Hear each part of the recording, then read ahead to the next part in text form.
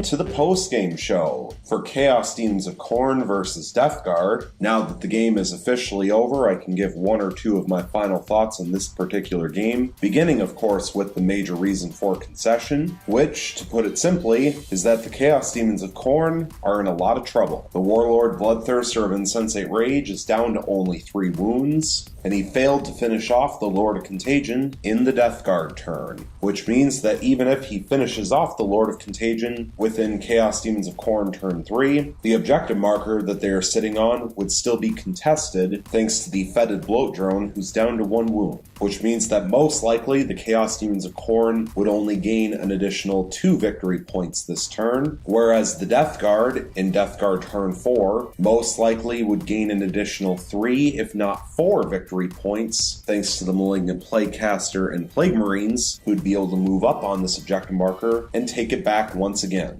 This will give the Death Guard a runaway victory, and unfortunately, considering the Chaos Demons of Khorne only have 6 units left alive on the board, there's not much that they can do to stop that, especially considering the fact that one of the 6 units left alive on the board is a squad of 2 Bloodletters, which is lucky to still be alive in the first place because they only rolled a 1 for their morale check, and had they rolled a 3 or higher, the squad would have been wiped out. Also, of course, regardless of what the Chaos Demons of Khorne do in Chaos Demons of Khorne turn 3, the Death Guard in Death Guard turn 4 would be able to fall back away from the Bloodthirster of Insensate Rage and shoot it with their Plague Marines, Chaos Land Raider, and Plague Burst Crawlers to finish it off and gain Slay the Warlord, as well as an additional victory point. One of the many reasons for why the Death Guard are in such good position to begin with is because the Skull Cannons for the Chaos Demons of Khorne really failed to do much of anything. In their second shooting phase, all 3 Skull Cannons fired into this Fetid Bloat Drone and failed to kill it off. What makes it worse is that the Fetid Bloat Drone didn't even start at full health in that shooting phase, and yet all 3 Skull Cannons still failed to finish it off, allowing it to move up and help control the objective marker.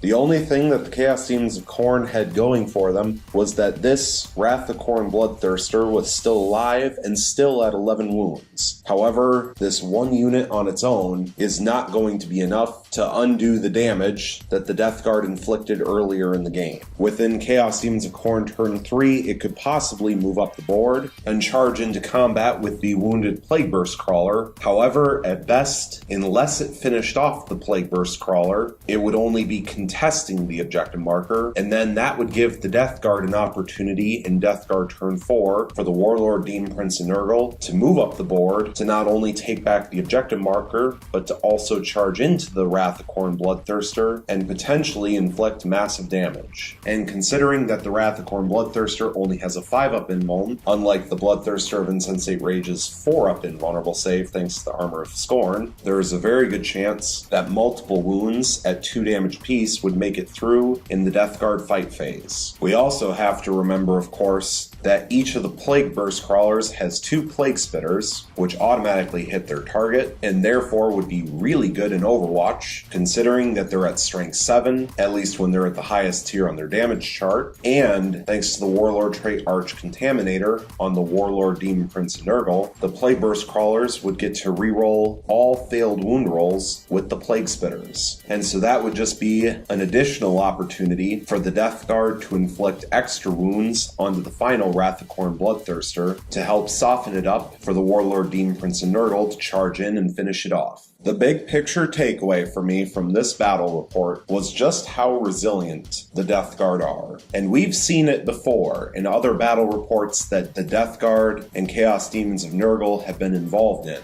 But this battle report really showed just how important every single wound can be. This Fetid Bloat Drone surviving with 1 wound in order to be able to help control the objective marker, the Fetid Bloat Drone on the other side of the board, which was locked in combat with Wrath of Khorne Bloodthirster and survived an extra turn, making the Wrath of Khorne Bloodthirster it was locked in combat with unable to charge anything in its own turn, and also blocking the path for the free Wrath of Khorne Bloodthirster to not be able to get at the Plague Burst Crawlers. This Lord of Contagion surviving and keeping the Bloodthirster of Insensate Rage locked in combat meant that the Death Guard were able to control the objective marker and gain a victory point, and also making it so that the Bloodthirster of Insensate Rage is locked in combat at the beginning of its own turn, and therefore it can either stay locked in combat and attempt to finish off the Lord of Contagion, or it can fall back and then not do anything and just get shot at in the next Death Guard turn. The Death Guard were able to force the Chaos Demons of Khorne into multiple lose-lose situations, and they were able to do so with relatively minimal casualties, only losing 4 models in total, counting the 1 Plague Marine with Plasma Gun that blew itself up in its own shooting phase. But that's enough rambling from me about this battle report. Please leave your thoughts on how the battle went in the comment section down below, along with any strategies or any decisions that you would have done differently. Thank you so much for watching. I really hope you enjoyed, and stay tuned for the next one.